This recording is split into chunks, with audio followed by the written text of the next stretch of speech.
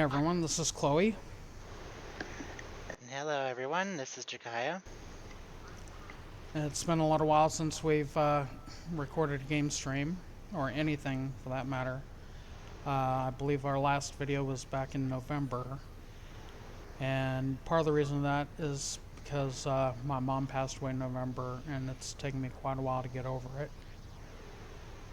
But I decided I've got to get back to making videos, so we're back. Today, Jakya and I are going to show you a quick way to level up your characters. This is my most recent character. As you can see, she's level 65, and she's one of the new temporal agents. Unfortunately, if you haven't made a new character already, the temporal agent event is over, but it looks like they might be doing it every year now. And they started this last temporal agent event right before the summer event. And you trust me, you really do want to get a temporal agent. And why? Well,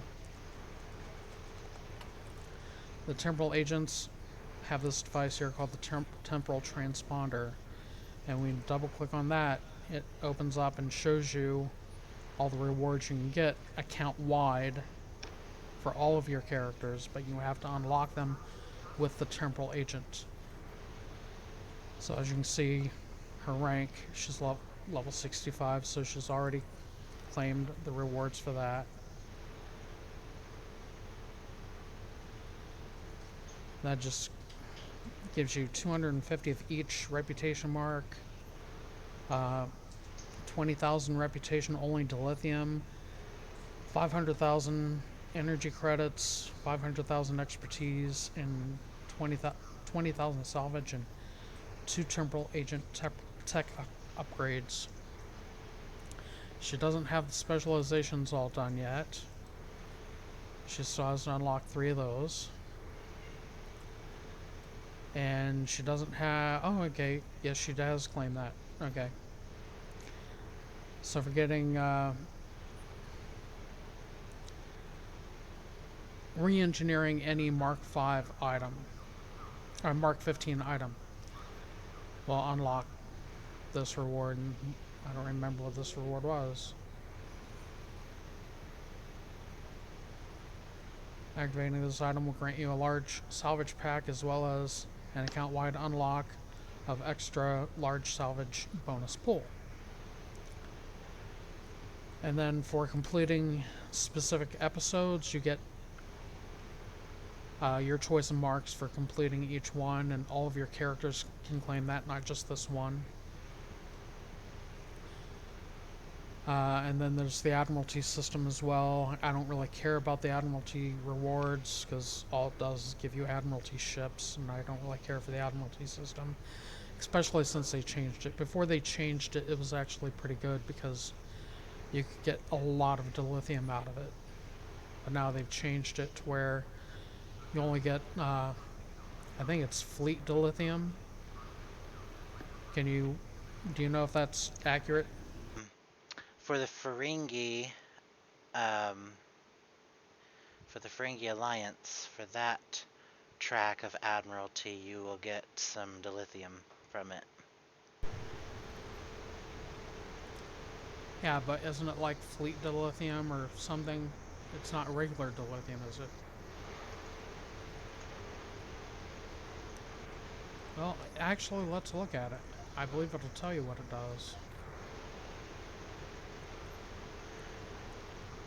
It actually gives you a 30,000 dilithium ore bonus pool now for completing all of the Tour of Duties for Ferengi Alliance. Yeah, it used to just give you dilithium, not a bonus pool of dilithium. Bonus pool means when you collect dilithium in other ways by doing TFOs or whatever, then instead of getting the flat rate of dilithium, you get an increased percentage of it until that bonus pool runs out. The increased amount is 50% of the base amount. So yeah, now that they've changed that so that the reward isn't actual dilithium anymore, I don't even mess with the Admiralty system.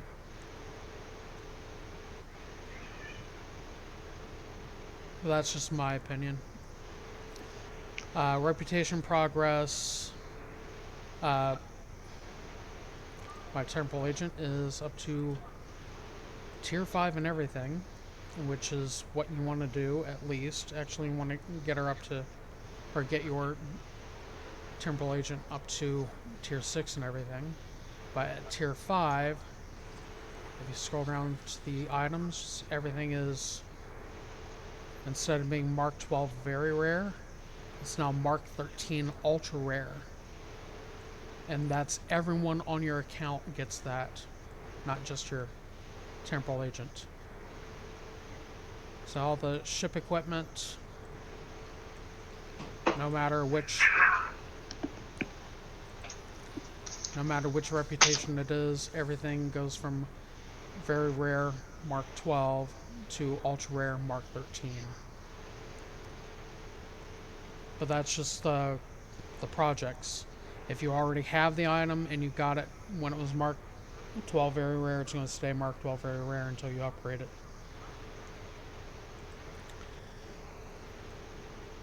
And then the duty officer commendations, I'm working on that. As you can see, I've claimed the first 2. I want to claim all 6, and the reason for that is you get a special duty officer that's epic quality, a gold quality duty officer. And what does that duty officer do again, Jakya? The duty officer that comes from the temporal agent as an account-wide unlock that you can claim on any character when set to active roster, space, or ground, either one. It earns you additional experience point gain, which also will help you gain specialization experience at an increased rate for the characters that have already reached maximum level. So yeah, and what the specializations are for the new people who don't know. If you open up your character tab and go to skills, specialization, these are your specializations. As you can see, she doesn't have very much unlocked.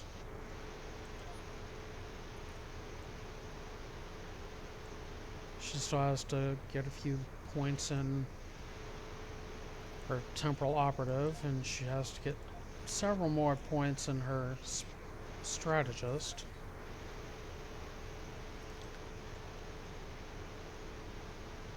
And she doesn't have any more points anywhere else.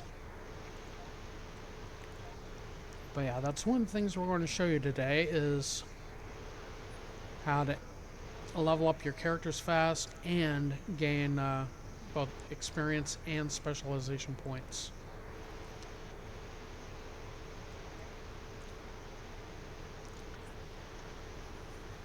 And the way we do that, you could play through the missions, but that'll take forever. And the missions are good, don't get me wrong. They're very well written, a lot of them are. I do highly recommend playing through them. But anyway, we're going to show you how to level up a character very fast. And we're going to start with the patrol missions. Again, how you get to them is you click on what you click on to do the task force operations, and click on the patrols tab. And we usually start out in the age of discovery, and we're going to do rescue and search in the current system. This is the first one. There's 4 of them to do. As you can see, there's more than 4 here, but we're not going to do all of these here. I'll show you which ones, but we're going to do rescue and search in the current system first, and let me know when you're ready, Jakya.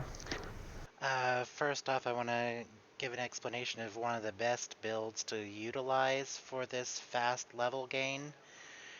When you do the patrol missions, like rescue and search in the current system, for example, one of the really good build to utilize for it would be a control/EPG build. And that's kind of how my character is set up right now. I will show you what she has. Although she's not as built up as Darius is, so I'm going to show you what she has, and then Jakya will show you what he has.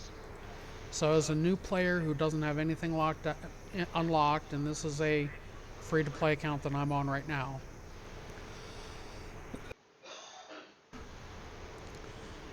She has 2 different reputation torpedoes. The first one is the... I didn't mean to click on it. The gravimetric photon torpedo launcher. And that is from which reputation? It comes from the Dyson reputation. And this one here is the neutronic torpedo launcher. That comes from the Delta reputation.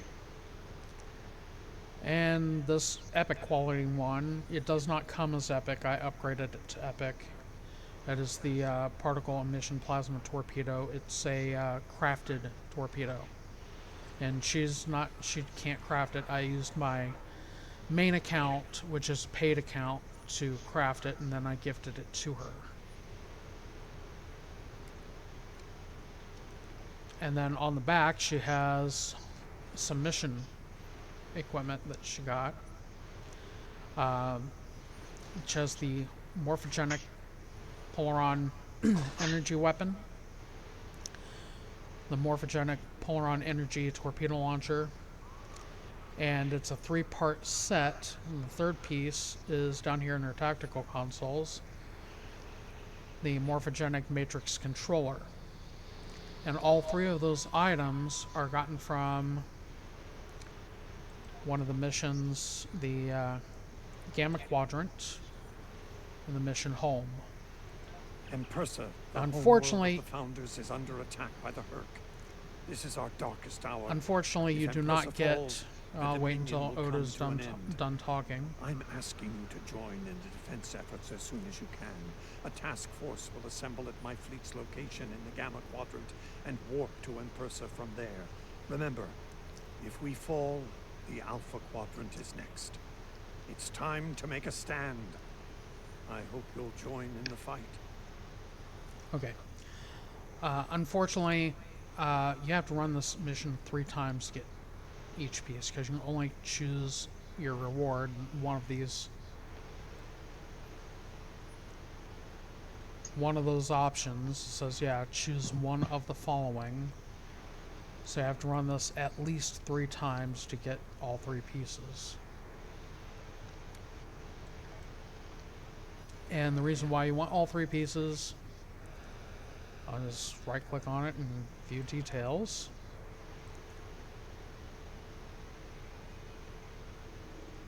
Having 2 of the pieces gives you 15% recharge time to fire it well, beam overload, scatter volley, rapid fire, torpedo spread high yield, or torpedo high yield, mine pattern alpha, and mine pattern beta. And having all 3 pieces gives you a plus 2% critical chance with a beam fire at will or beam overload, and gives cannon scatter volley or cannon rapid fire a plus 10% to critical severity, and torpedo spread and torpedo high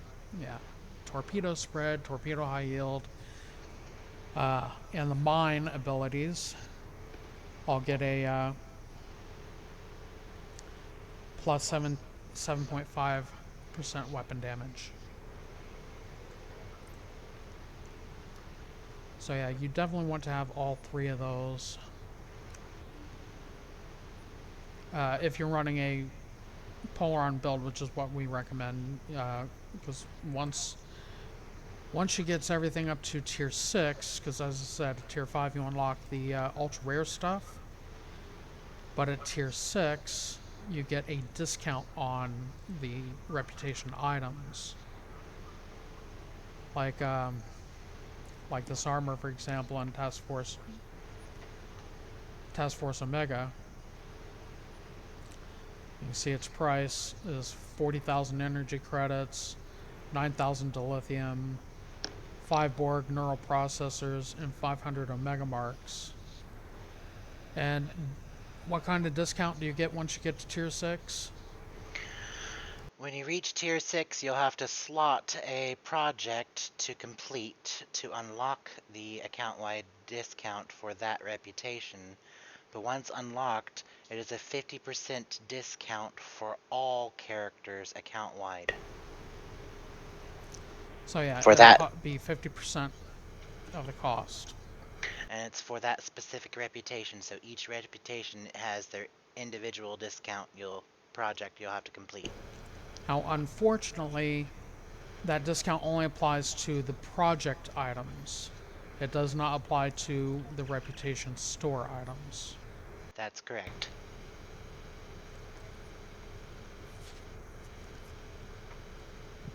So, like, if I had waited until I got her up to Tier 6 and then got these torpedoes from their reputation, they wouldn't cost me as much as they did. Oh yeah, and yeah, I was going over the build. She still has standard stuff for her deflector and secondary deflector, but she has a reputation warp core, which is the prevailing innovative impulse engines. I'm sorry, yeah, the impulse engines, and her warp core is the Temporal Defense Initiative overcharge warp core, and because she's a science control build, and she also has the Temporal Defense Initiative regenerative shield array. And for her other consoles, she has an engineering conductive RCS accelerator with EPG. The regular RCS accelerator just gives you a faster turn rate, but the conductive RCS accelerator with EPG, which is a crafted item, and you can buy on the exchange. People buy them or make them and then sell them on the exchange. If you're a control build, I don't know. Yeah, if you're a control build, you probably want to go for Control X, right? EPG is fine if you can't afford the Control X. The Control X ones are way more expensive. Oh yeah, she has the EPG.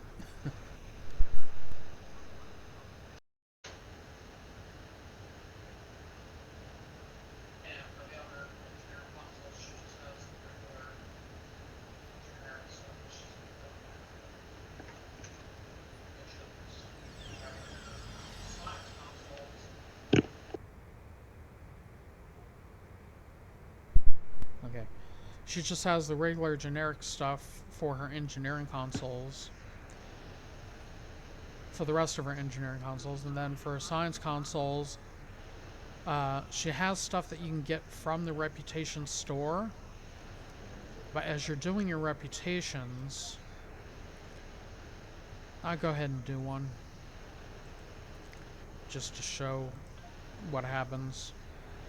When you do start a reputation project to get this reputation experience, or yeah. Just fill all. Every time you do one of those, you get one of these boxes. And when you click on it, see, I got a console out of it. Now this console that you get is one that you can buy. That's a science console.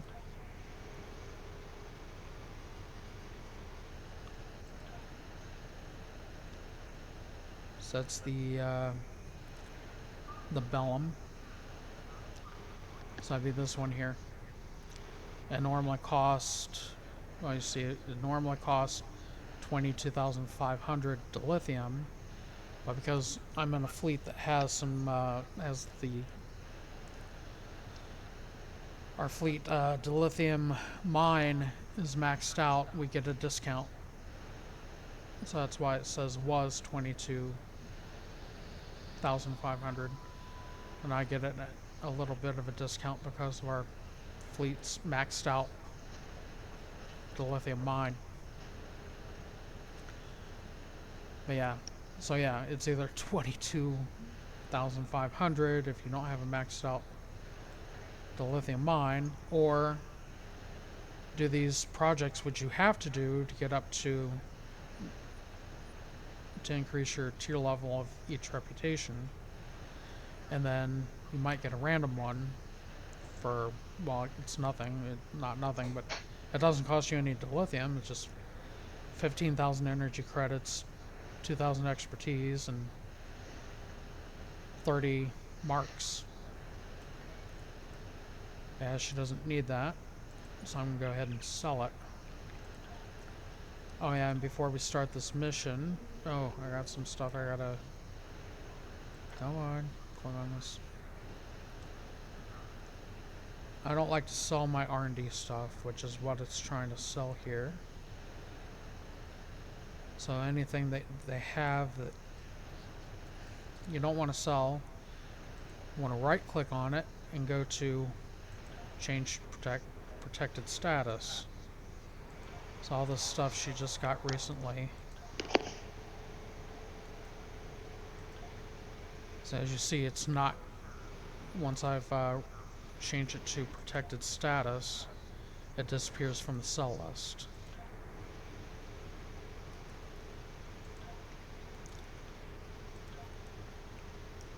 So now all she has left to sell is that stuff there.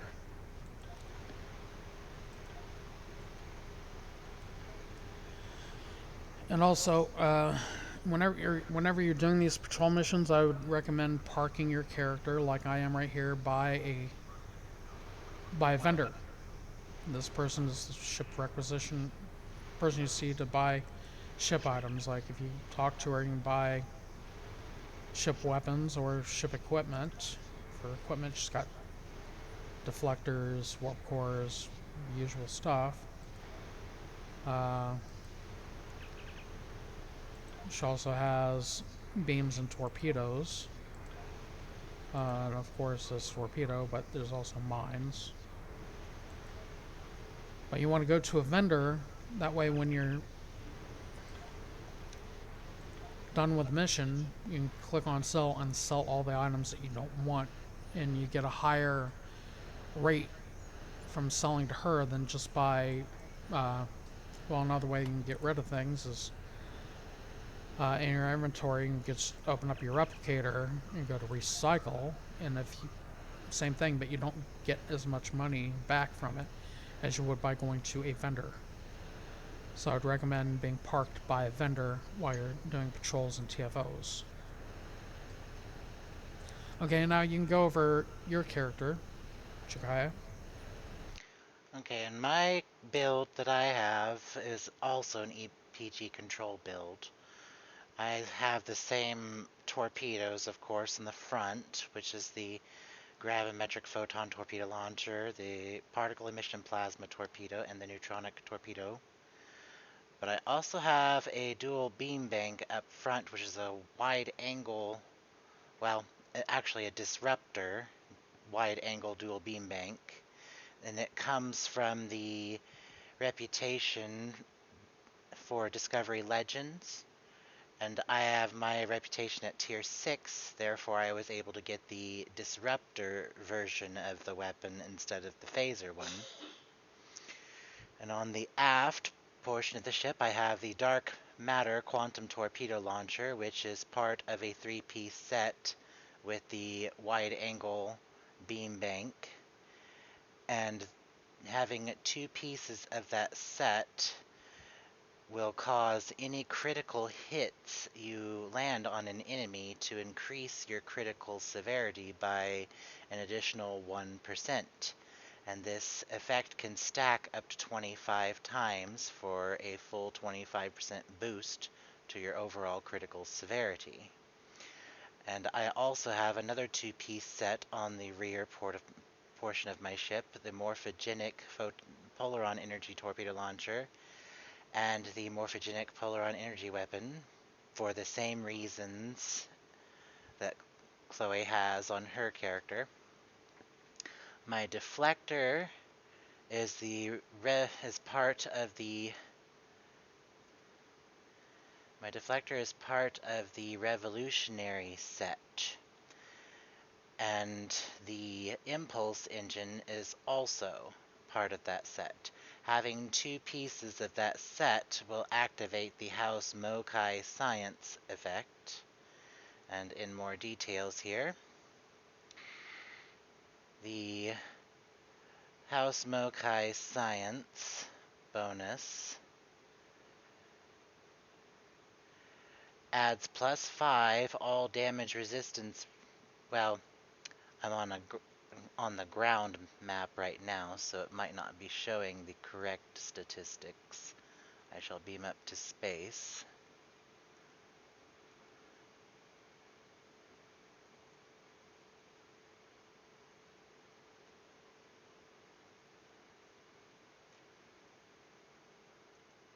Okay. Now under more details, House Mokai Science plus 23.8 all damage resistance rating versus foe and 4-degree arc.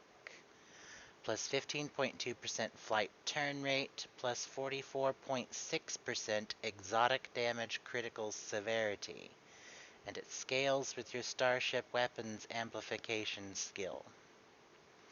The plus 44.6% boost to exotic damage critical severity is very useful for the control/EPG builds.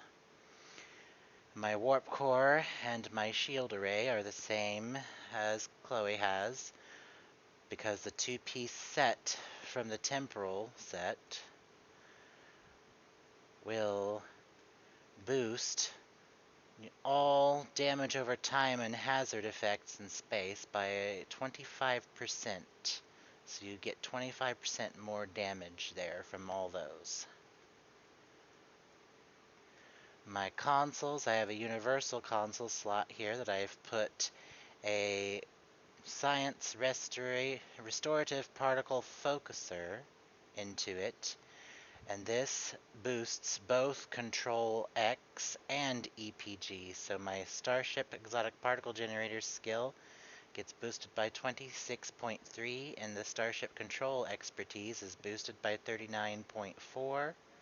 My engineering consoles, I have a conductive RCS accelerator with Control X, 39.4 Starship Control expertise increase. And I have, beside it, the Universal Console retrofitted assimilator. It adds plus 30 to Starship Exotic Particle Generator and plus 30 to Starship Control expertise. And it gives you a neat little clicky skill that you can activate, which will launch a nanite-laced torpedo at a target. When that target is hit by that torpedo, it is afflicted with an assimilation debuff. If that target is defeated while the debuff is still active, that target becomes assimilated and joins you to fight for you. And then under my science consoles,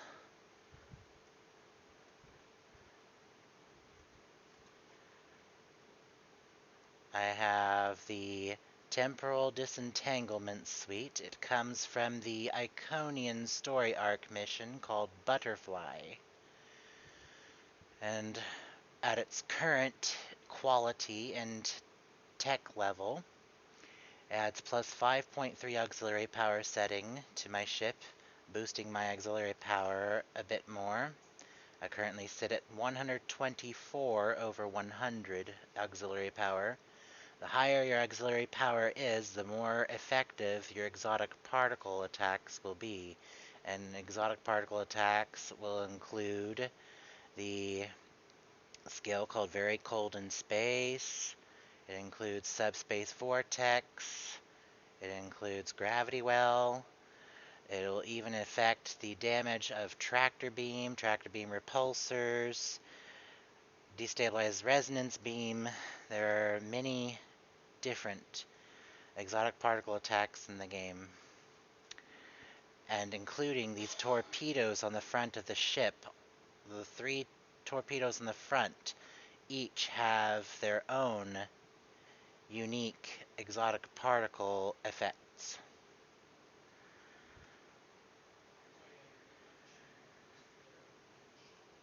Yes. And I have another two more of the exotic particle focusers boosting Control X and EPG. I have an exotic particle field exciter that boosts EPG.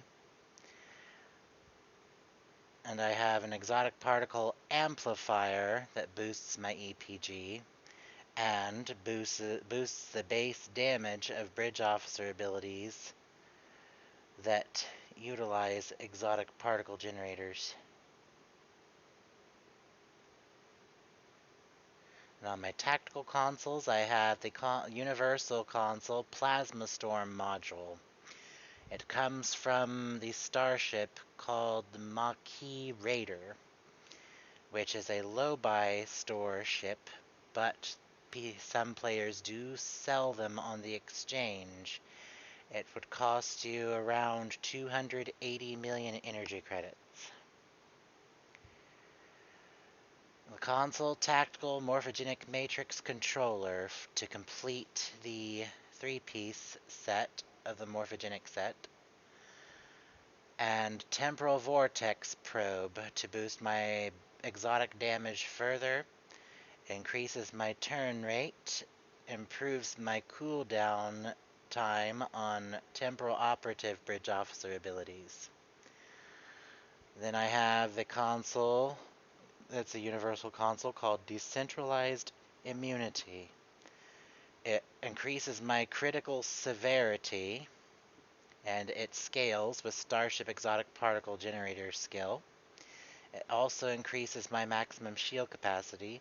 It has a nice clicky skill that comes with it, that when activated, it gives you a shield that surrounds you that's being emitted by drones that appear behind you.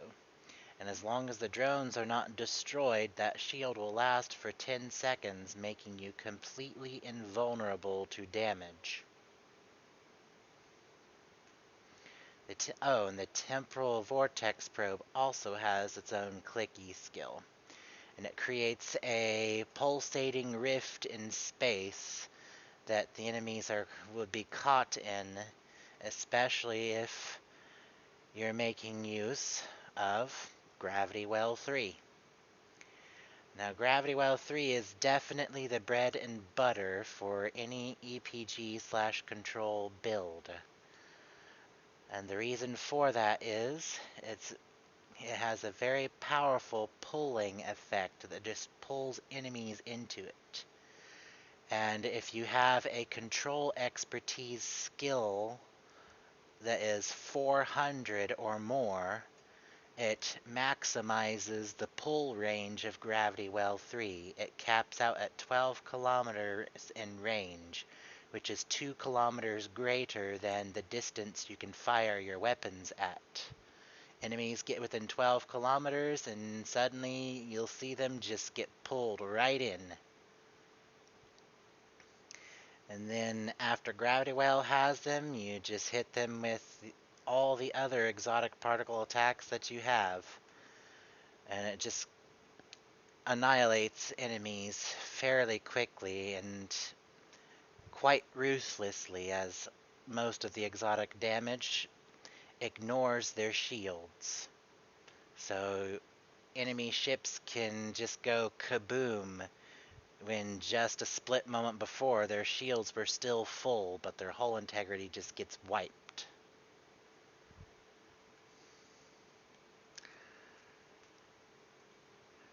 And for the EPG/control build, I've gone over the equipment you would want, but you want some specific traits too for your personal space traits. Most notably, you would want Fragment of AI Tech. It will boost your starship control expertise by an additional 50. And if your control expertise is high enough, it will increase 30% energy weapon damage. So your energy weapons will do 30% more damage, which is really of no real consideration for an EPG build anyway, as for a full-on control EPG build, auxiliary power will be your highest concern. Shields, you could go with as a secondary concern for better defense, as the EPG build you have, controlling all the enemies, is very likely to generate a lot of threat. And then another trait you would want to have is Enlightened. Enlightened increases your exotic damage by 15% and increases your hull regeneration by 15%. And then you have Conservation of Energy. Conservation of Energy plus 10% bonus damage on exotic damage powers when struck by energy damage. So if the enemies you pull in strike you with energy weapons, you have a 10% you gain a 10% bonus damage to exotic damage powers, and it can stack up to 3 times, so that's a 30% bonus damage in total. And another trait you would want to have that is of great importance: Psychological Warfare. With this trait, your control effects have 20% more effectiveness. So the gravity well, its pull strength will be increased. Its range at 12 kilometers won't go any higher, but the strength of that pull increases. So you may have some ships that might be resistant to a pull effect.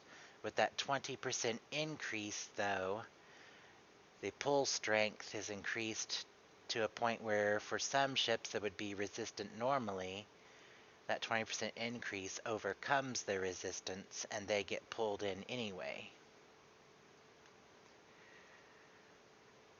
Then one of the most important traits of all is a trait that you can unlock for your character through the R&D system by leveling your science R&D to level 15. And this trait is called Particle Manipulator. Particle Manipulator increases your critical hit chance for exotic particle attacks by 50%. And it will add critical hit severity to your exotic damage abilities as well. And the critical hit severity continues to increase, whereas the critical hit chance caps out at plus 50%. And another decent one to have would be Terran targeting systems. It adds plus 15% more critical severity.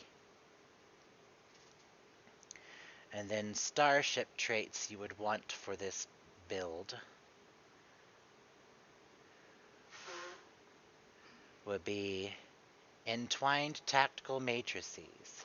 When activating Torpedo Spread, applies Fire at Will 1 and Scatter Volley 1 to self. When activating Fire at Will or Scatter Volley, applies Torpedo Spread 1 to self.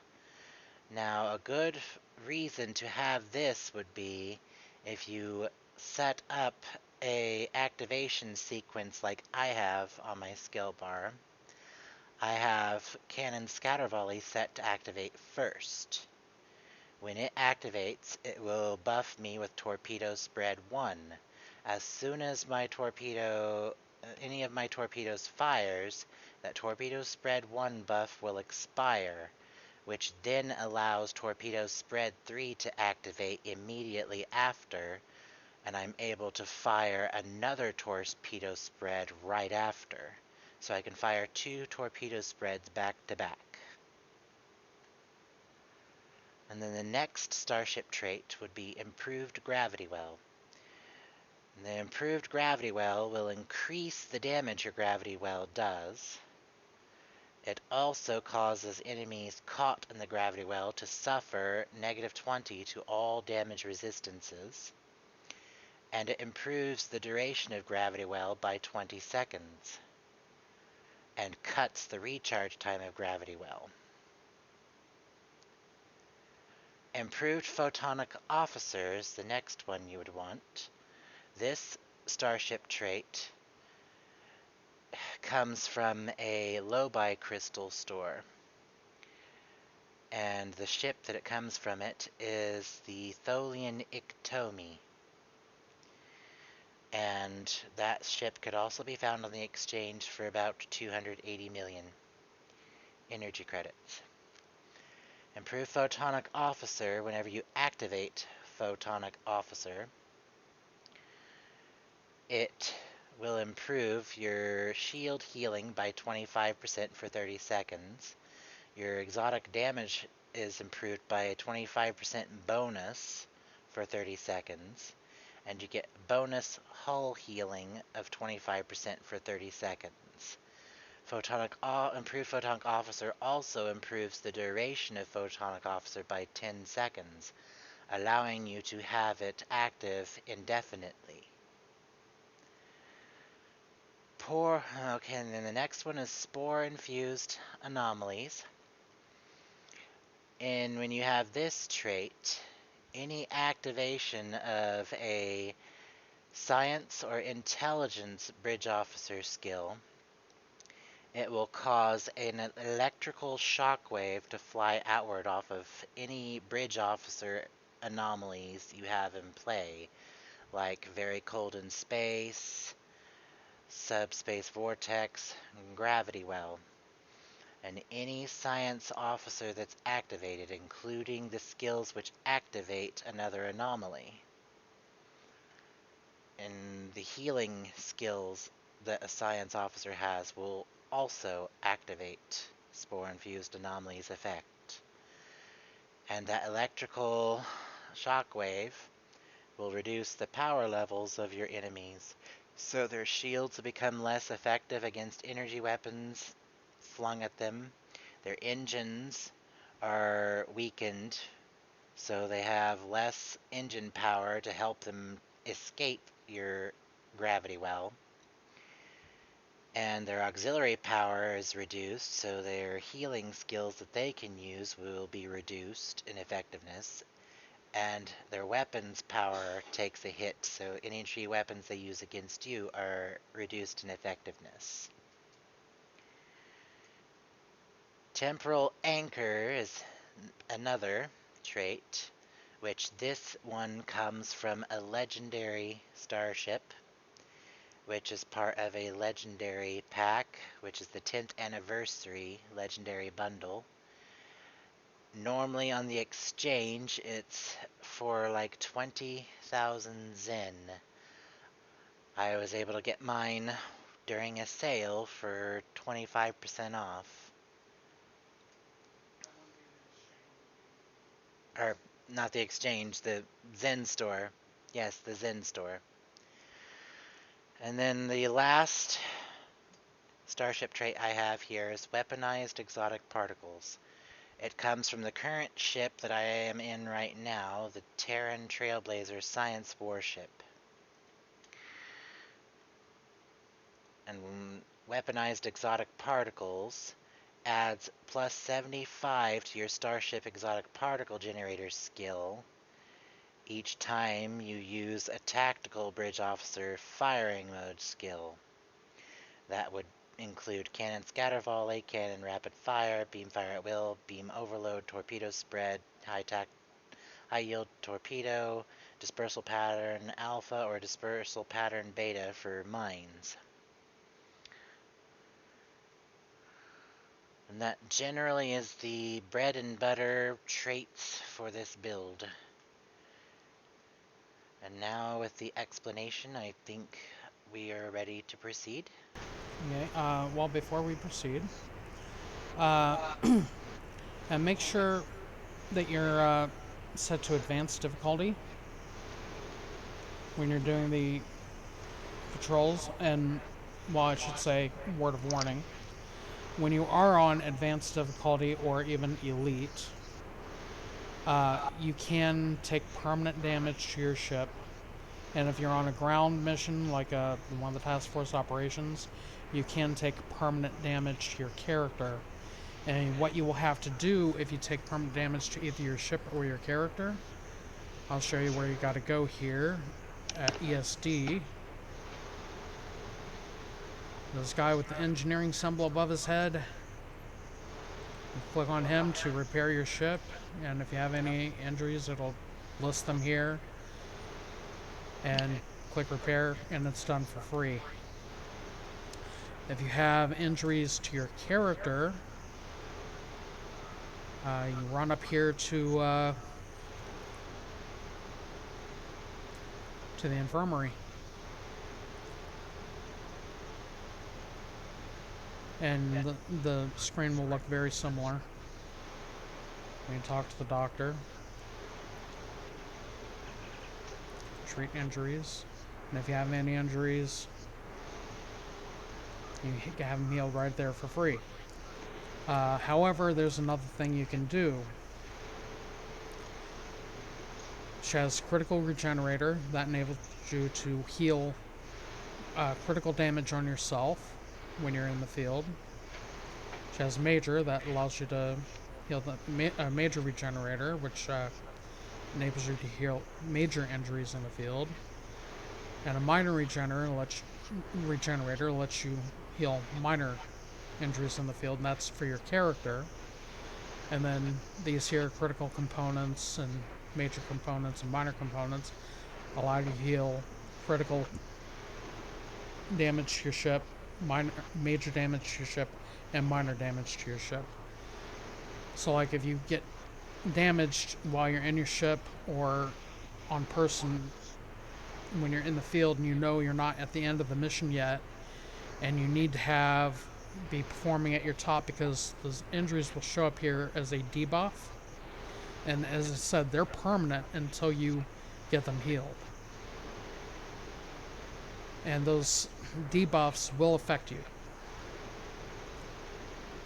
And you can pick up these just from running missions. They're random drops from killing enemies. Although the critical ones are more rare and you can buy them all on the exchange, but they're really expensive, especially the critical ones. So if you don't have them and you can't afford them, just know you can complete the mission, you're just going to be debuffed, and then you can go heal up at the engineer or at the doctor, and you can buy the ship stuff here under the purchase consumables. So that you can buy the minor and major here, and they're not all that expensive, but the critical ones you can only buy from the exchange, and they're very expensive. I believe you can buy the components to heal your character up here at this other vendor.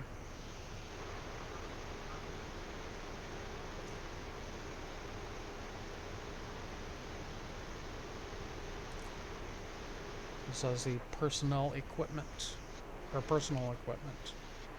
Talk to this person, purchase consumables, and they're right here, minor regenerator, major regenerator.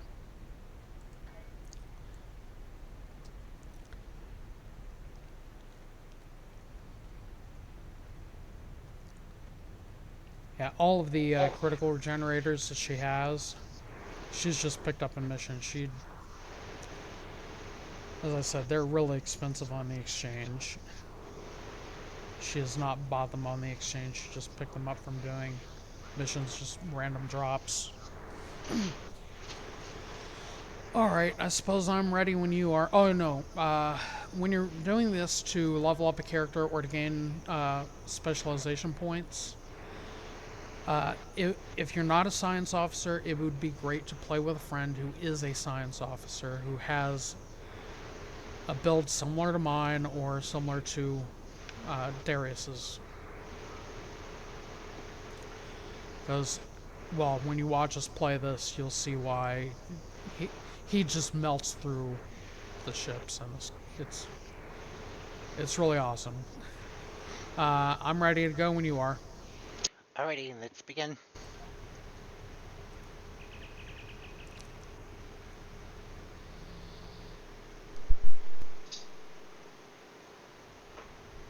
Good to see you, my friend.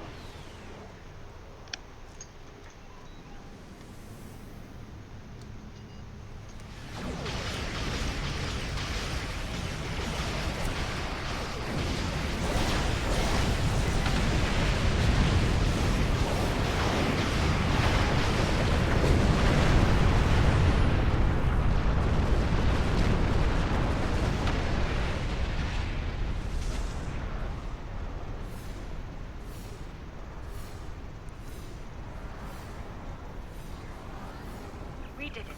Sunset 2. Okay, you're going up there. I'm gonna go ahead and park at our That parking rift's spot. unstable. We need to hurry, or those ships won't make it. So this asteroid I'm flying to. If you park here,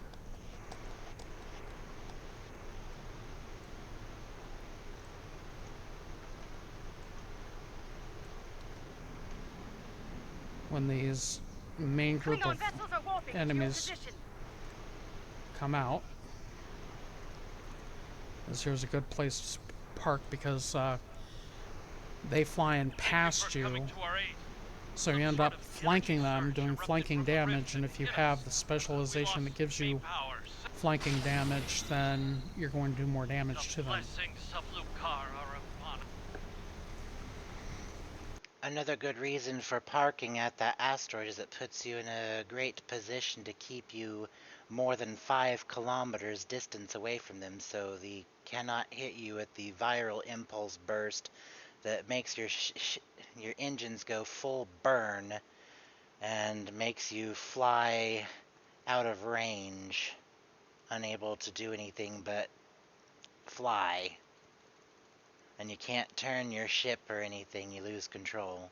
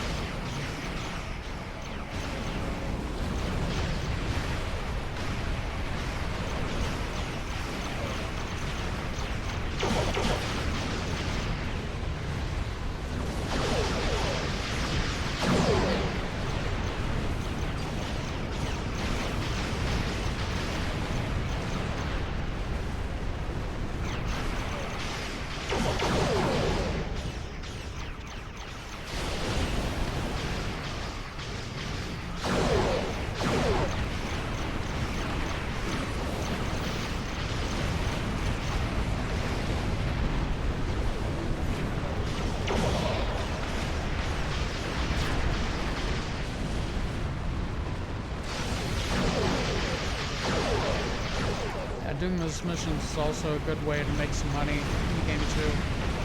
Because as you can see, when we finish killing all these Klingons, there's going to be a lot of loot out there to pick up.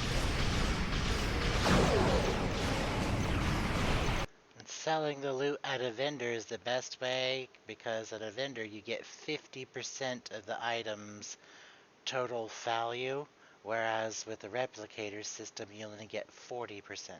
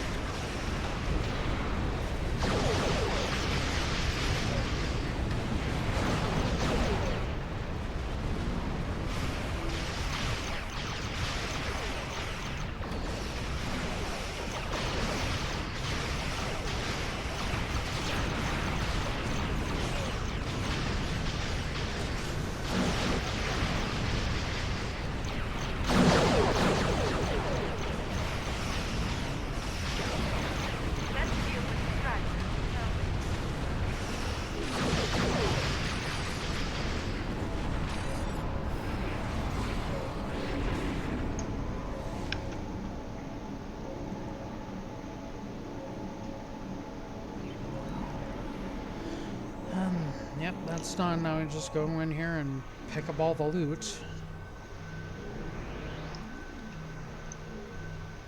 Another good thing that these missions like this can serve, other than high experience gain, lots of energy credits you can get from selling the loot, but if you need salvage, all this loot here, there's a bunch of it that can be salvaged to gain you a large amount of salvage fairly quickly.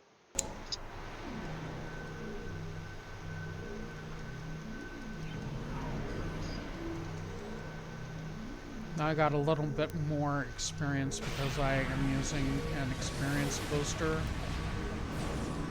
But as you can see from where I started, I only had 3 bars of my experience. I've already almost maxed it out just from this one mission. But I believe this one mission, if you're not using an experience booster, it gives you 3 bars.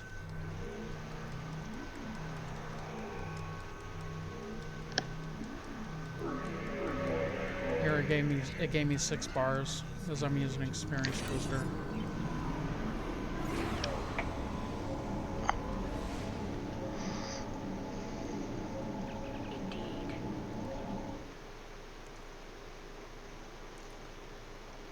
And you see, parked by a vendor,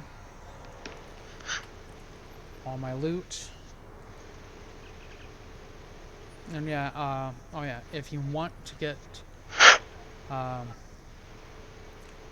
salvage, quick way to do that, instead of just right-clicking on each thing and going to salvage item, just click on this upgrade salvage, then click on salvage, and then salvage all, but I don't need the salvage at the moment, I need the money. So I'm going to sell to the vendor.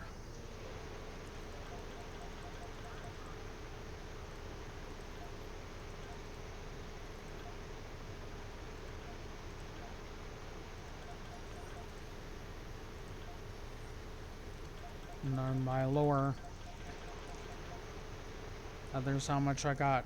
Almost 200,000 from selling that stuff, just from that first TFO.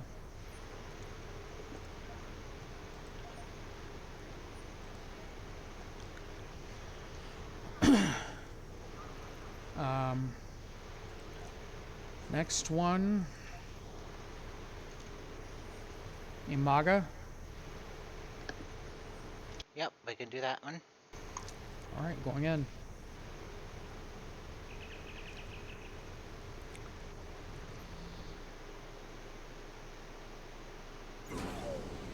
Getting some unusual hey. We do not want to get hit by those radiation pulses. Trust me. Watch out. Mokai raiders on an intercept. Now in this one, you can see these rocks that are inside these red fields. These are spore colonies, and after that countdown expires, it releases energy burst that deals some heavy damage if you don't have very strong shields.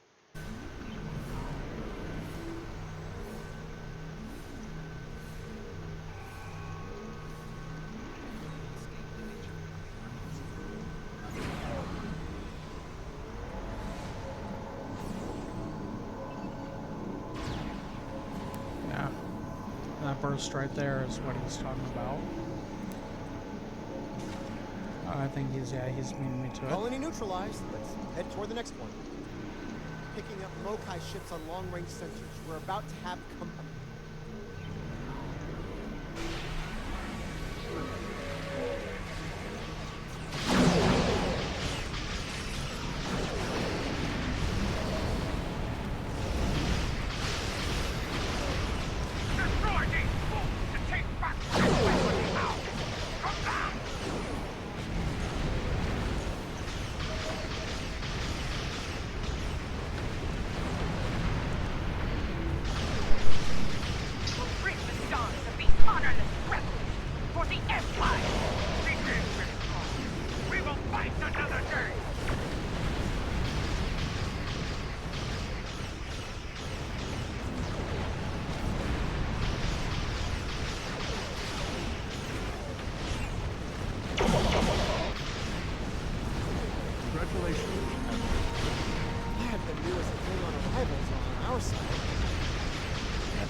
leveled up, or actually I would have leveled up. I'm already max level.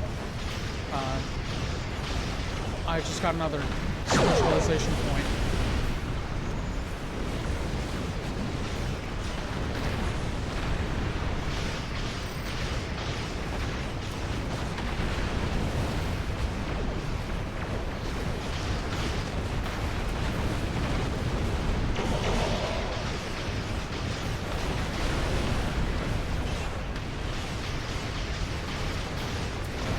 Oh, the experience boosters, you can buy them on the exchange. They're kind of expensive as well.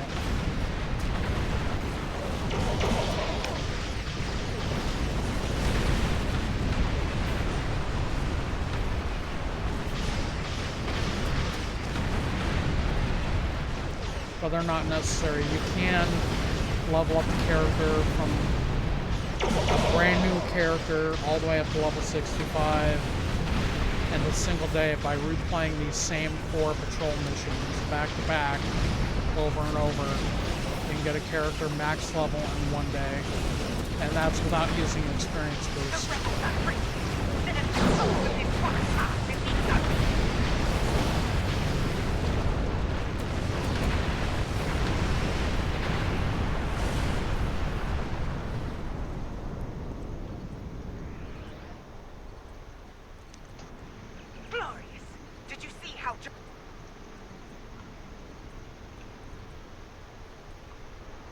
Just flying up to make sure I'm within range of all of these.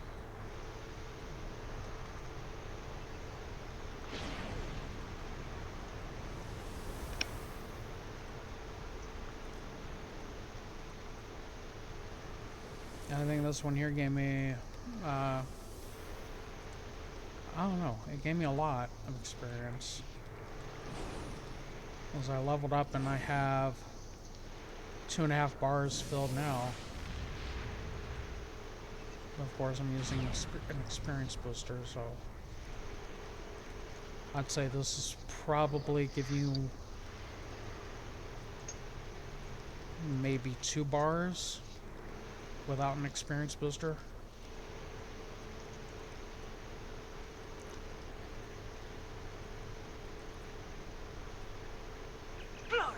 Is it me or?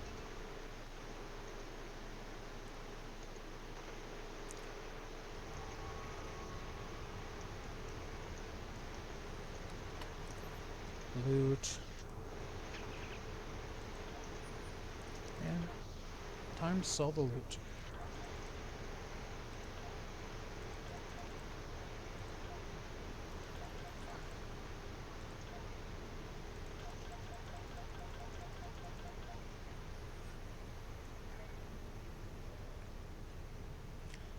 Only made about 76,000 from that one.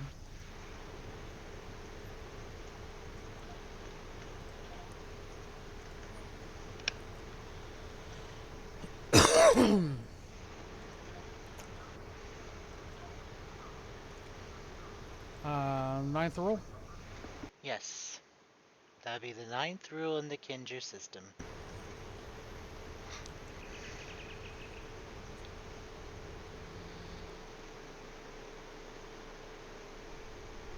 Looks like there was a fight here.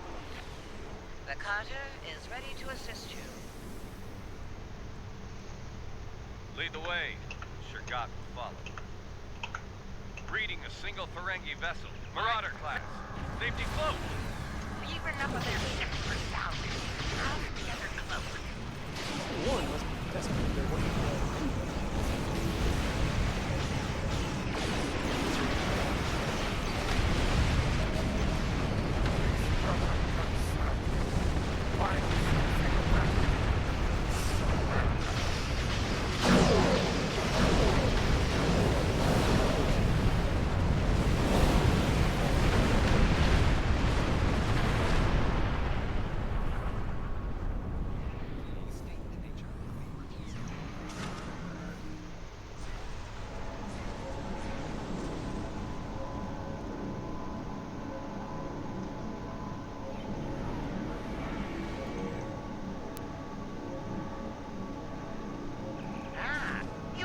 Jakya. It's changed, Ferengi. Those spores will be ours now. You treacherous! Blech. Burnt by the moon. Betrayed by the nuts. I didn't know that was coming, my friend. It seems we hit the glitch in this mission. No. What's the glitch? The Madron's ship did not spawn. Ah. Does that mean we can't? That means we cannot complete it, unfortunately. Sucks. I don't think I've ever hit that glitch before. I have before. So just leave it then? Yes, we'll have to leave it. Okay.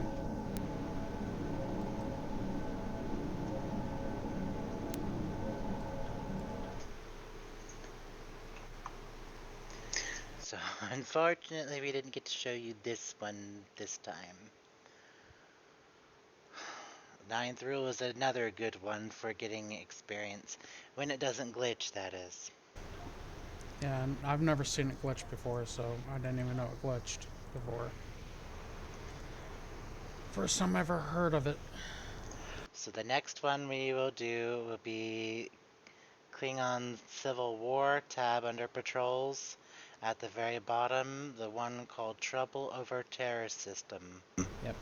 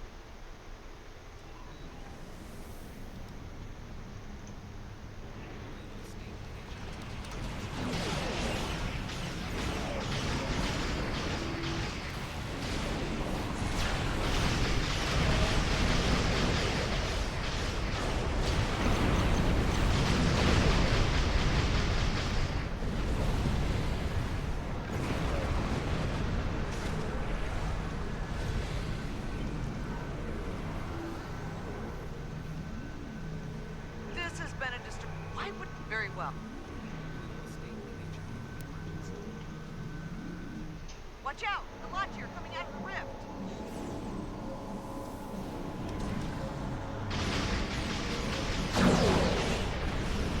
Target those Galactic as fire.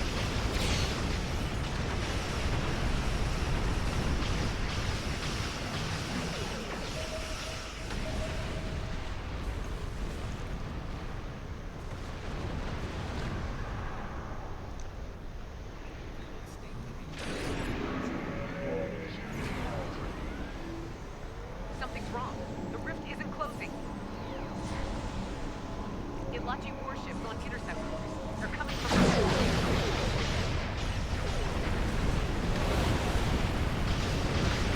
Seeing more Ilachi ships on approach. Get ready to fight.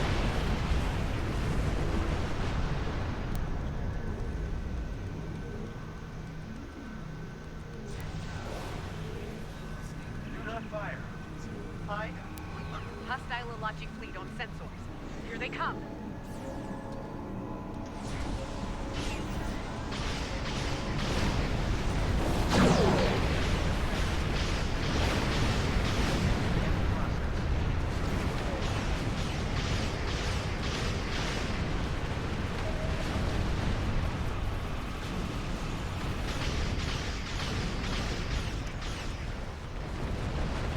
See, he just got sucked right back into there's gravity well, because his gravity well is way more powerful than mine is.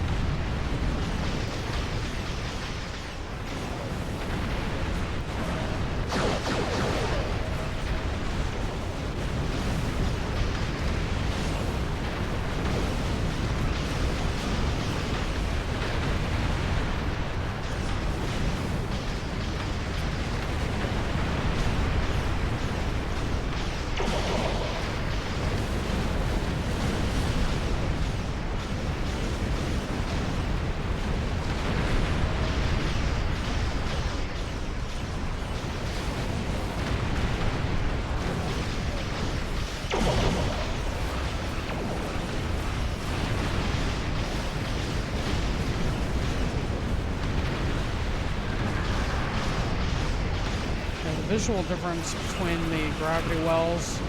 Mine are purple, his are red. That's his improved gravity well, that's what it does. The trait that actually does that is actually the temporal anchor that makes them turn red. Okay, I thought it was the improved gravity well, okay. Required. This is the Liberator. Focus on this now.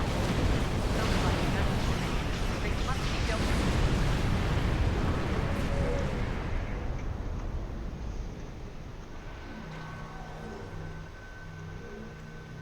The rift is closed. Many among us were once Romulan, Commander Gerard. We are proud to be of service to the Republic.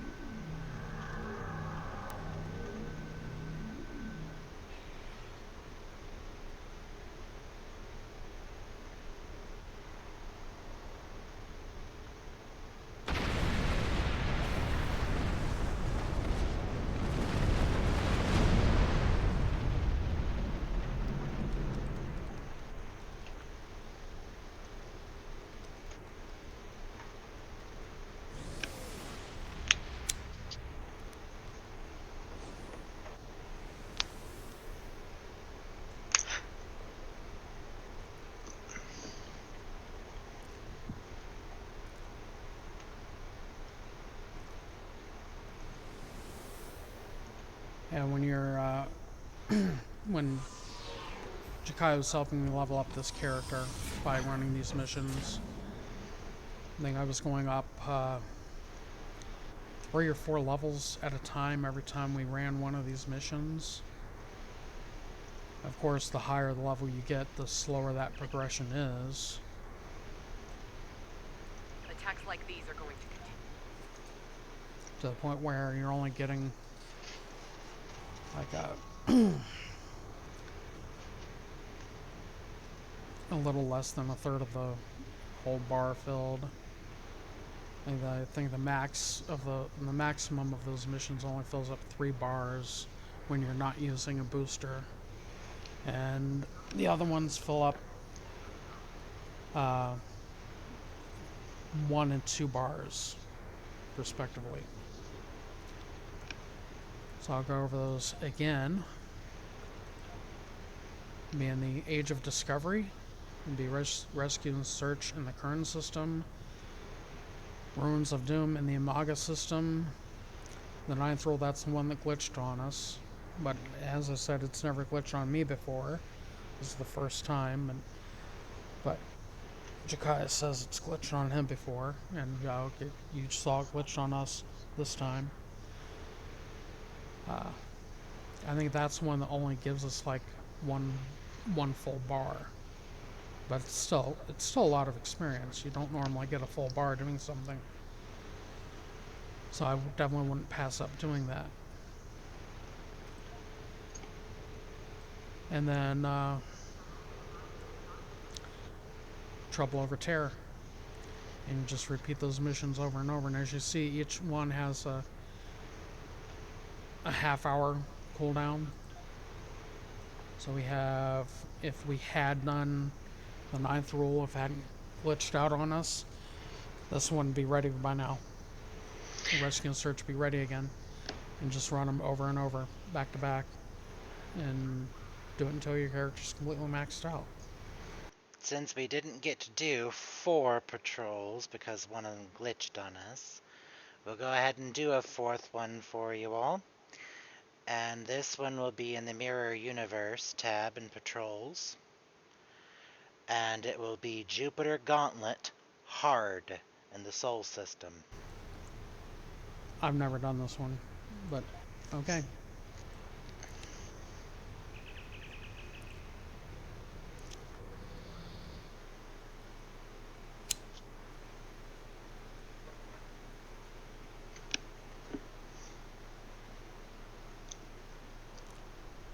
The recent conflict at Jupiter Station brought up a number of tactical concerns.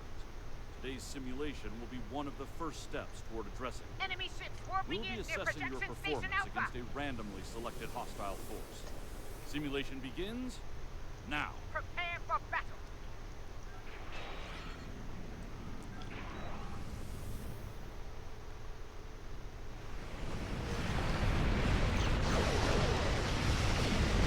thing that I'd never seen this one before. I wanted to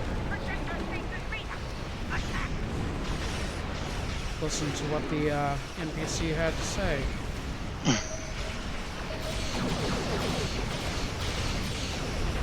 Instead of skipping it like I did for the other ones.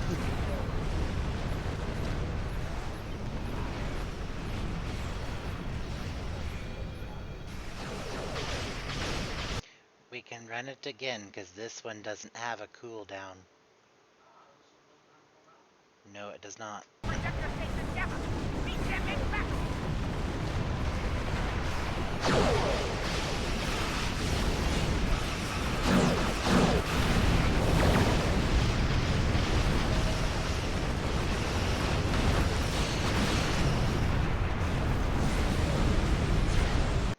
Oh, you want to resist, do you? I will just jack my control expertise up by another 140.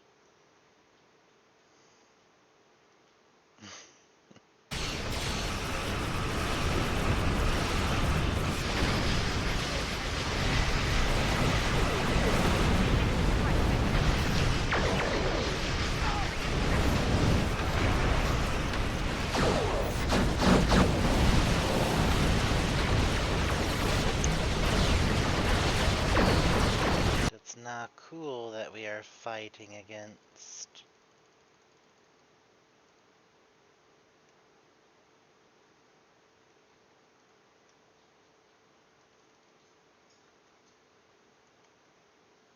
Sensor scan and sensor analysis. Subnucleonic beam. There we go.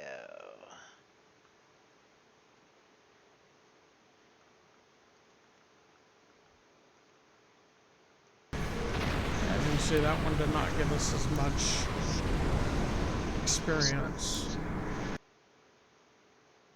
No, it did not. But figured we would complete a fourth one for everyone. My inventory's full. I guess I'll go ahead and salvage what I got. The salvage is less of a waste than just recycling.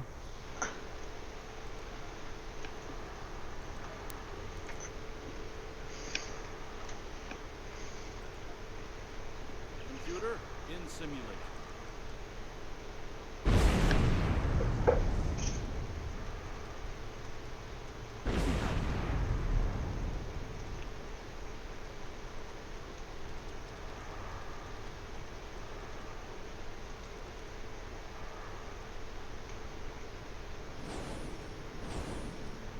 More goodies over here to get.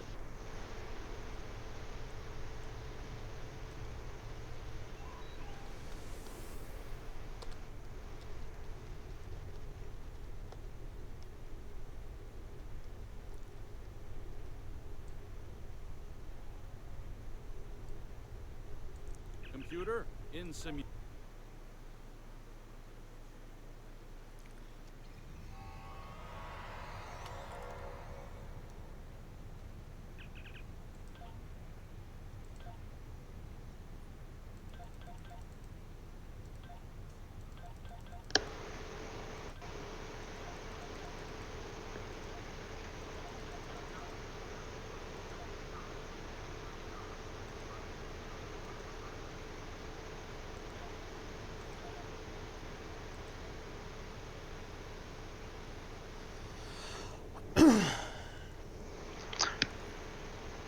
Oh, and I forgot to mention, when we finished the Trouble Over Terror patrol, I had leveled up from it.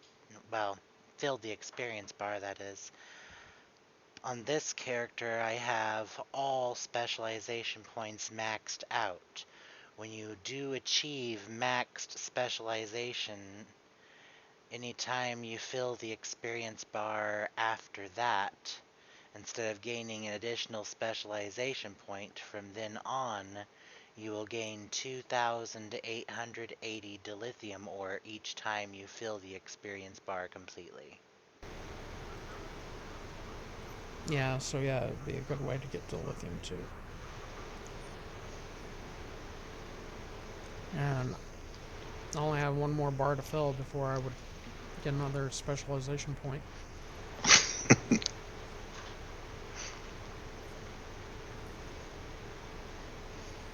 Of course, it's because I'm using a EXP booster. I think you'd have to run through all 4 of those missions twice once you're level 65 to fill up a bar completely. About 6 of them. 5 to 6.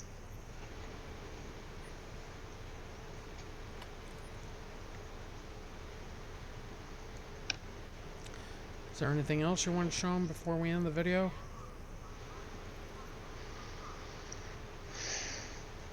I think we've covered all the fast-paced leveling.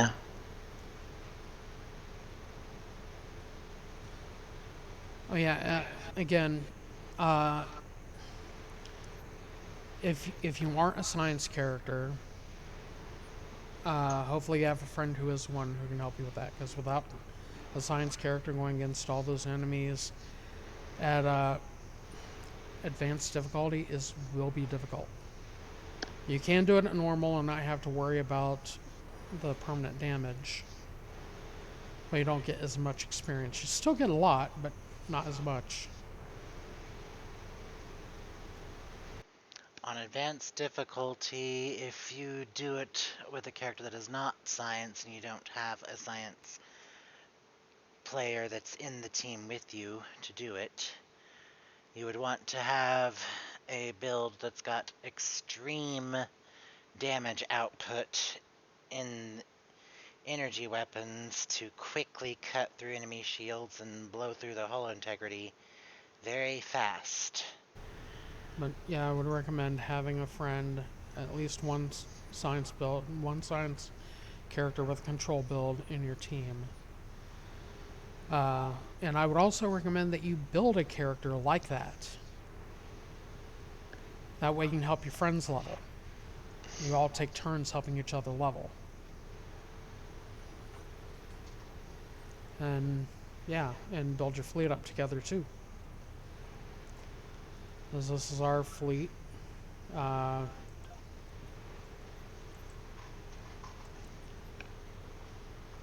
yeah, and we're finally tier 5. We don't have everything. We're still doing the upgrading, as you can see. We've got 1 day, 4 hours and 15 minutes on this upgrade.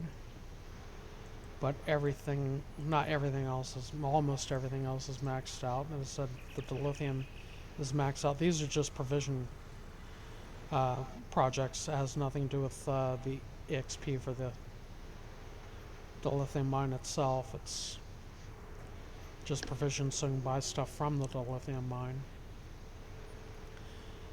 And we still have the colony world to max out, but and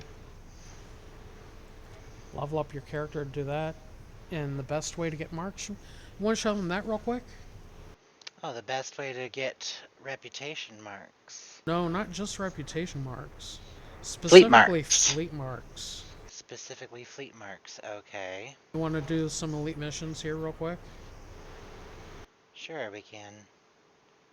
Alright. I know she can handle the elite missions. Let me go over the ground build before we do that. Her kit is you get it from it's the summer event kit. It's a Russian kit. And you can get that from going to the events and the event store. And it's the summer event. And where is it?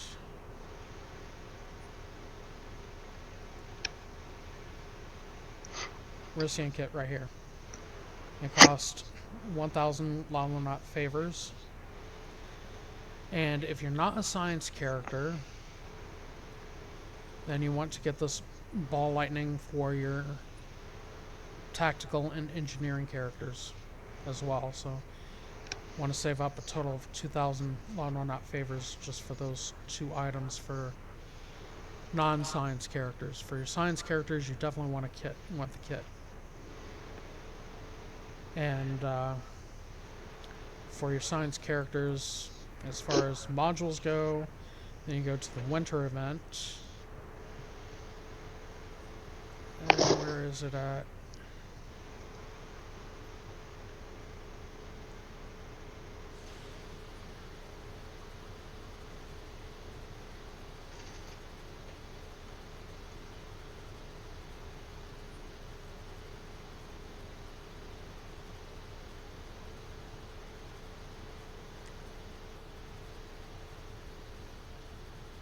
Science kit module, endothermic induction field.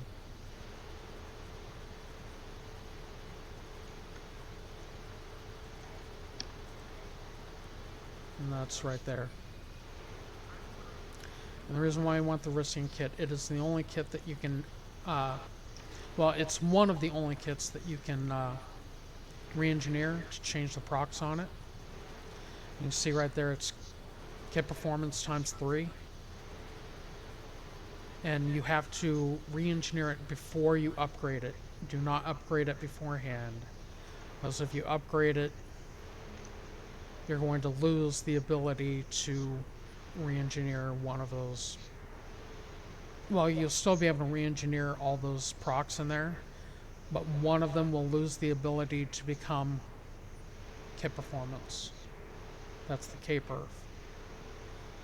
So you want to make sure that you only have 2 options when you first get it to 2 procs to re-engineer. You want to get both of those to K-perf. So it's K-perf times 2 before you upgrade it.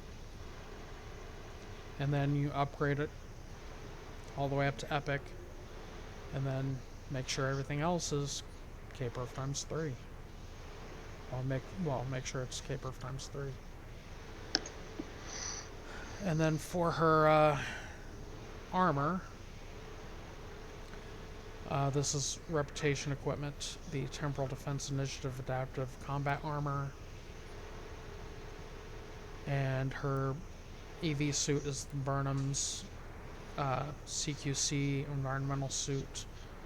And that's from the Discovery mission. The other one's from the, it's from the Discovery Reputation.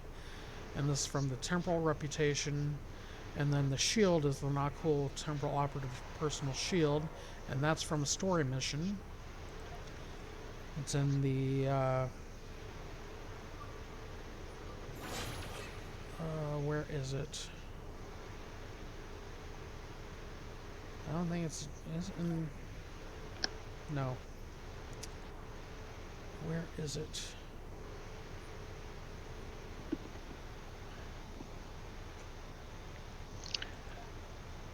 The not cool set comes from the mission called the Temporal Front. Temporal Front in Future Proof. The data from the future you've provided has made it clear. You have to run We this need to mission form a twice stronger because you want to alliance get with the major galactic factions. not that cool end, Temporal we're Operative sending Shield delegates and the to the not cool first Temporal Alliance Operative Summit. Assault. This could be the beginning Now of the a weapon new age. you'll never actually use. It's just because you have 2 weapon slots that you switch between. You want it in the one that you're not using, and you only want it because of the 2-piece set bonus, which with the 2-piece set bonus gives you plus 2% critical chance and plus 30% critical severity. Now, if you're not doing a science character with tactical or engineering instead of the Temporal Defense Initiative, you want to get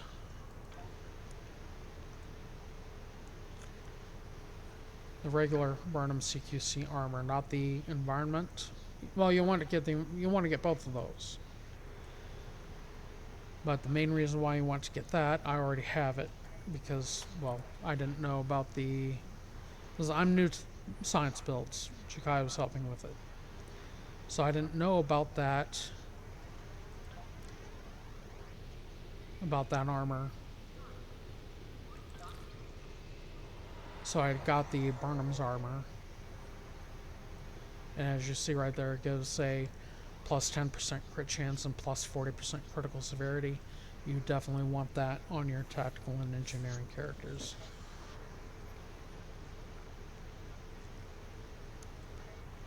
And for her tribble, she has the daring tribble, which you can get from have any tribble in your inventory.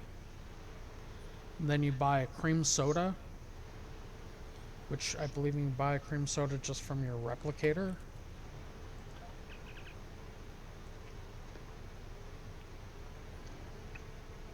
Yes, you can.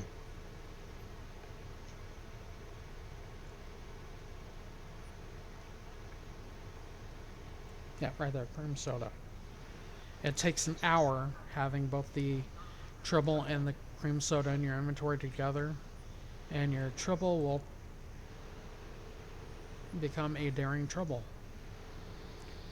And that gives you, as you can see right there, it gives you a plus 5 kit performance and a plus 5 kit readiness. And that's really good tribble to have for your science characters. Especially with what you see they're going to do. The other characters would, the science and engineering would probably use the rainbow tribble from the summer event. Or if you have the low buy for it, you would want to get the gambling device. Which you The can low also buy buy store. from the exchange. You don't need to Yep. buy it from the low buy store. Yep, that too. Okay, I suppose I'm ready.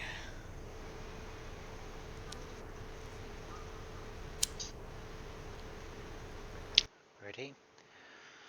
One of the ground elites that is the best for fleet marks would be Minor Instabilities Elite. You would find it in the Temporal Marks tab.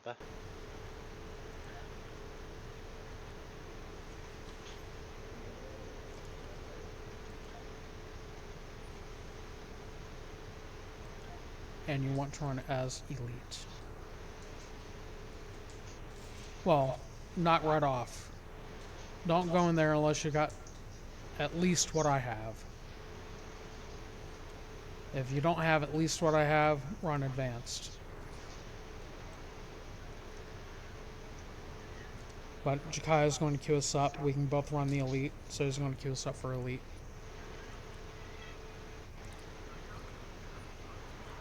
We're going to make this look easy. This is not easy on elite. If you don't have the equipment we have, you're going to be dying left and right.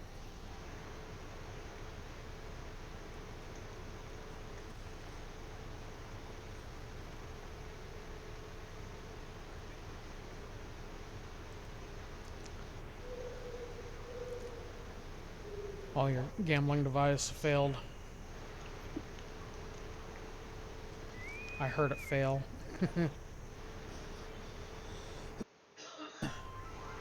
Yay, I got a win.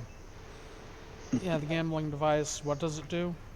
If the gambling device results in you losing, it puts a debuff on you that reduces your critical chance and critical severity both by 10% and your dodge by 10%.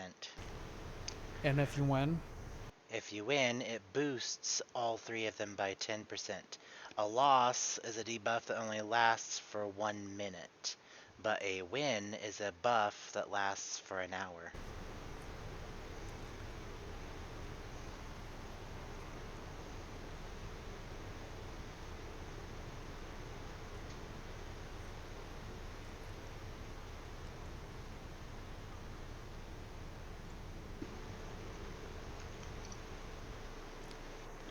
Yay. You're going north or south? I usually go north. Alright. I will go north. Greetings. What? You don't have to go with me. I'm confident in my abilities with this character. If you want to come with me, that's fine. But I'm confident with her.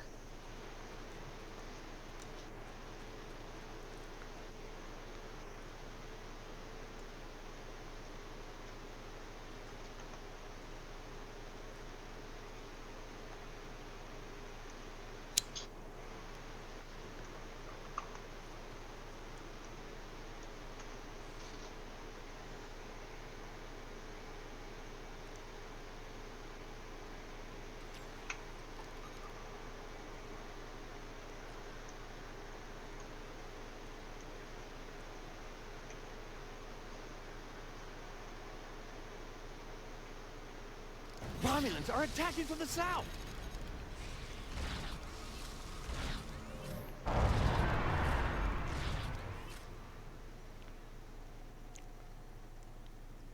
As I said, we're gonna make this look easy. And that's because of the gear we have. If you don't have this Romulans are gear, attacking from the south! it will not be this easy.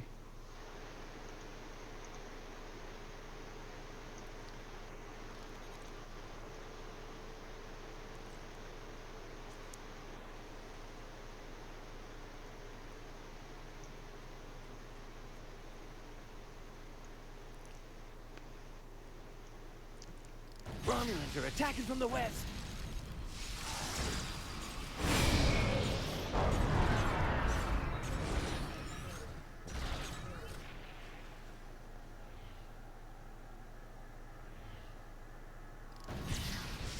Romulans are attacking from the south!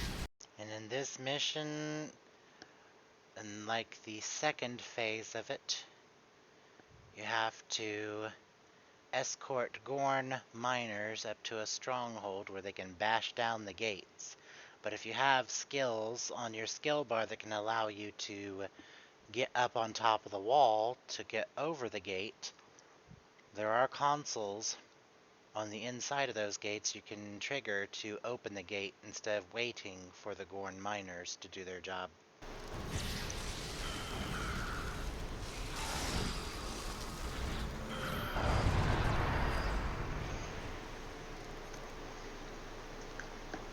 Romulans are attacking from the south! One of the kit modules I have slotted right now is Bioessence Transfer. With it, you can target one of the Romulans on top of the walls at the stronghold and use it, and it'll make your character jump and close the distance between your character and that target. And it will get you up on top of the wall where you can easily just sidestep down off the wall and get inside so you can activate the console. But fair warning, when you get inside, you'll have a lot more Romulans to deal with, so you'll have to be able to quickly apply control effects on them to make it where they can't just all target you and kill you right away.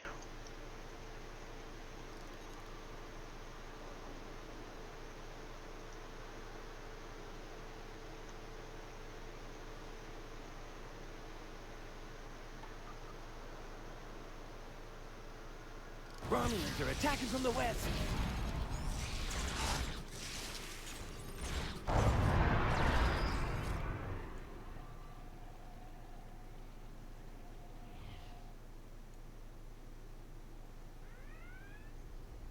Now to the second part of the mission.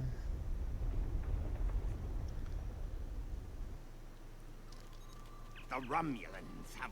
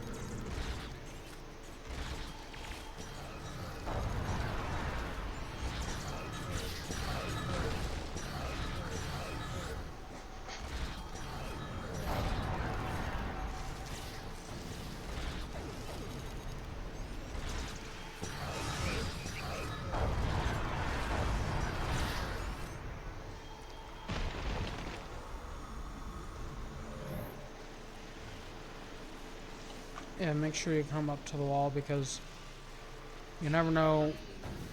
The Gorn will follow you down here, the Gorn that you rescue. So make sure you all come to the wall in case the Gorn are following you.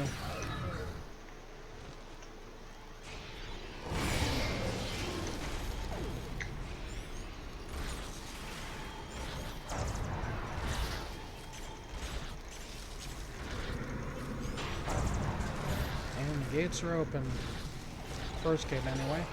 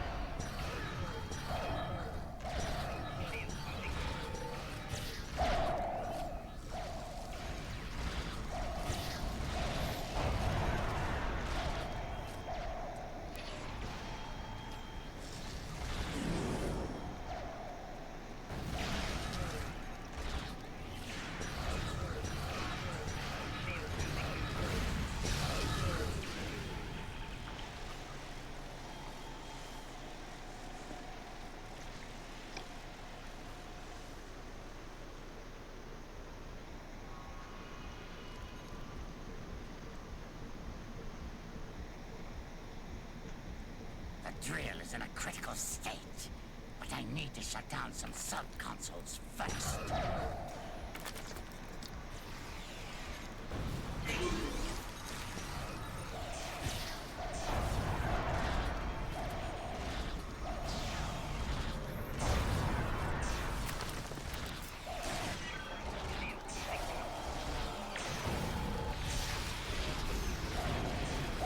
Protect me while I shut down this sub-console.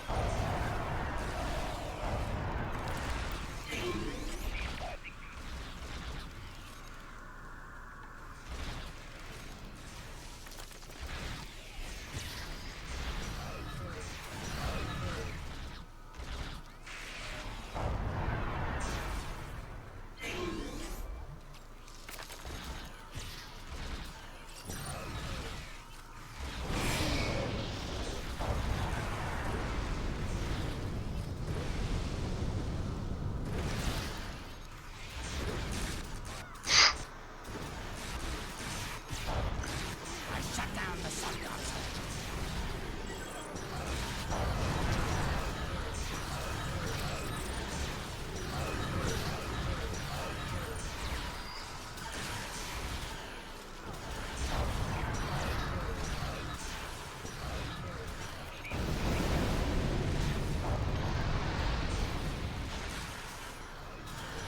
The drill is partially shut down, but I need to shut down another sub-console.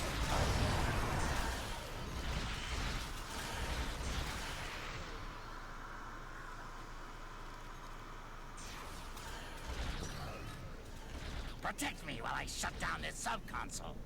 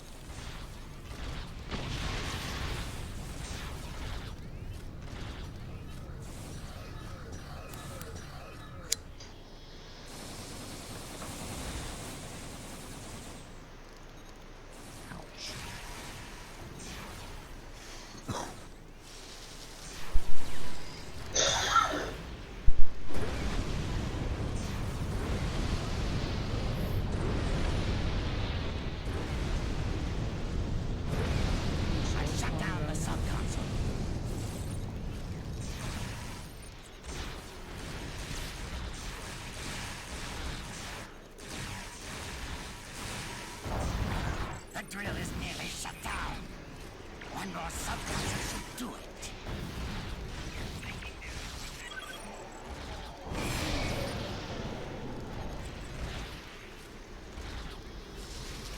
Protect me while I shut down this subconsole.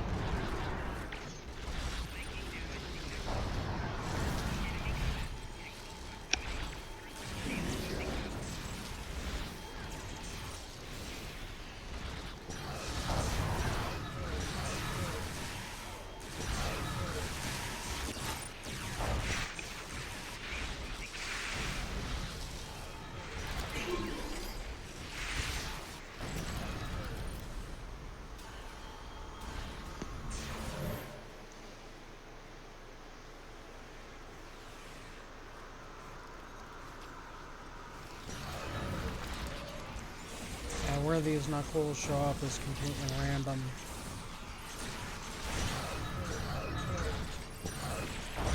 So I can't really plan out a strategy for where they're going to show up. Do it. The drill is now fully shut down.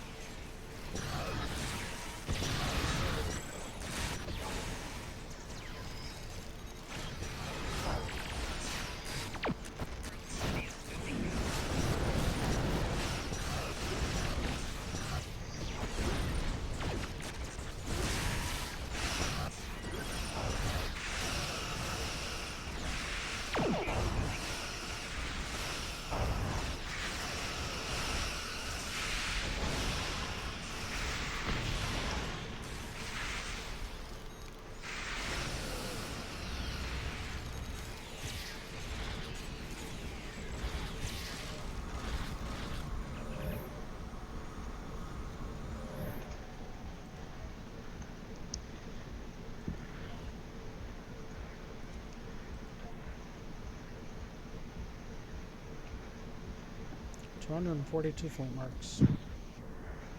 Same.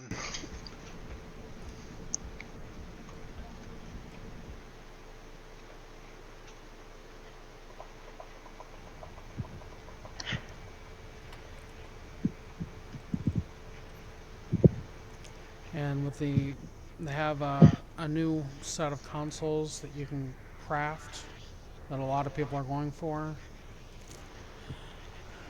The advanced engineering consoles that boost weapon power. Yes. And maximum weapon power. Yeah. And you need these here to be able to craft those, and that's how you get it, is by running that elite mission or into the hive elite. Both of those have a chance of getting that. It's not 100% that you get it. I say it's probably about 50-50 that you get it. Oh yeah, and if you look at Darius's buffs and debuffs, he's got combat stress and muscle tear. So he's got to go get healed up at the infirmary. And he just did.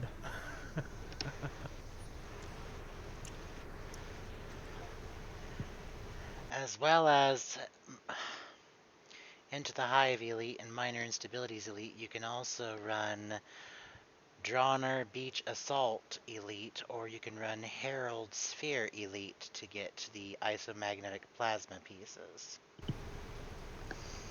Yeah, but it's far easier building up a character for ground to do elite missions than it is to build up a ship to do elite missions. Very much so.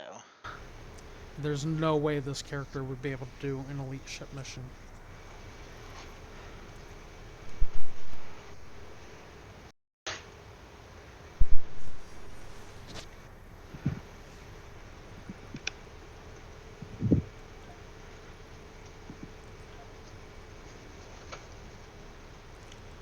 Was there anything else you want to add?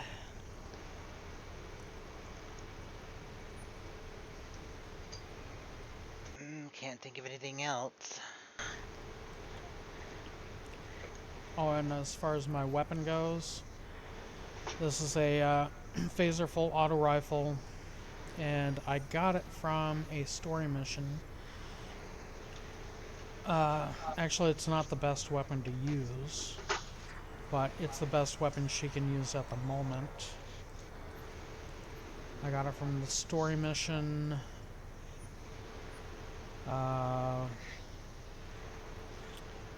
Age of Discovery. The plausibility of the possible, and it's not a mission Starfleet reward. Command has commissioned another It looks like it historical tactical is, but simulation, that's not the one I and they'd got. like you to evaluate it as soon as possible. In that mission, there's a part where I can't remember that character's name, but it's the well, if you watch the series, you know who he is. Lorca? Yeah, Lorca. Thank you. Lorca takes you to an armory to help him fight off the Klingons that are boarding his ship. And the ship that you get, or the weapon that you get from the armory is that weapon. It's actually better than the mission reward weapon. Because I didn't upgrade it yet. I have not upgraded that weapon, and it comes out at Mark 12 ultra rare quality.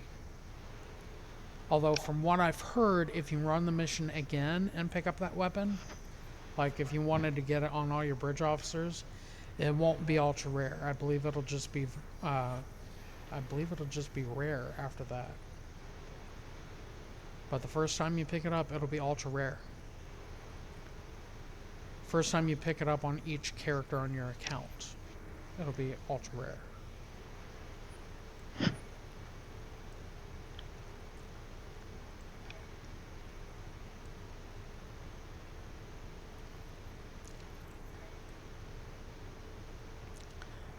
Oh yeah, and I was also talking about the tribbles for the tactical and engineering officers. And that being under the summer event.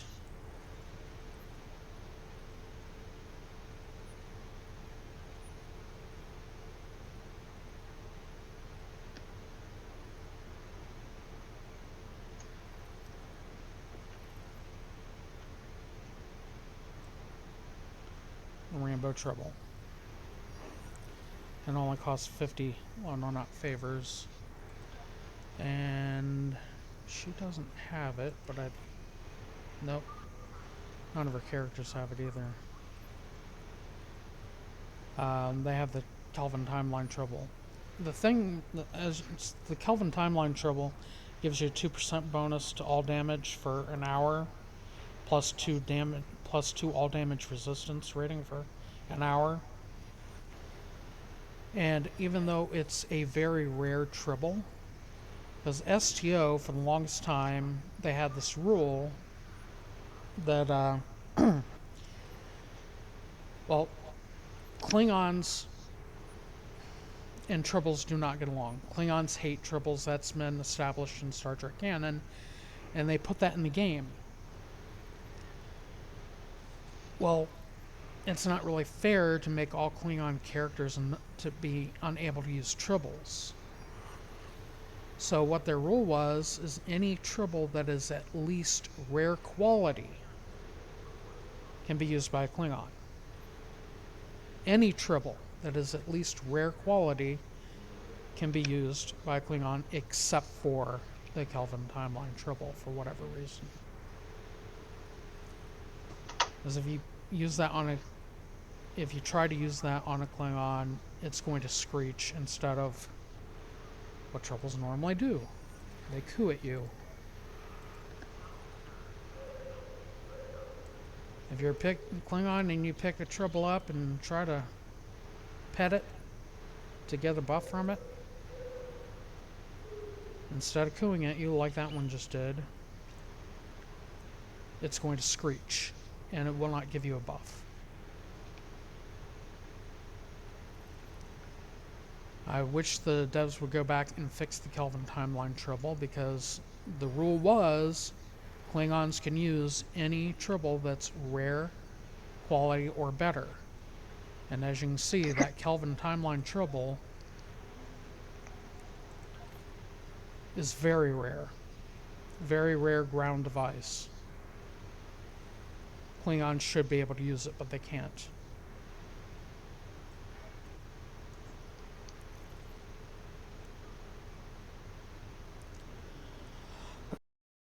Okay, well, I guess that's going to be it for this video, and we'll see you all next week. Bye for now.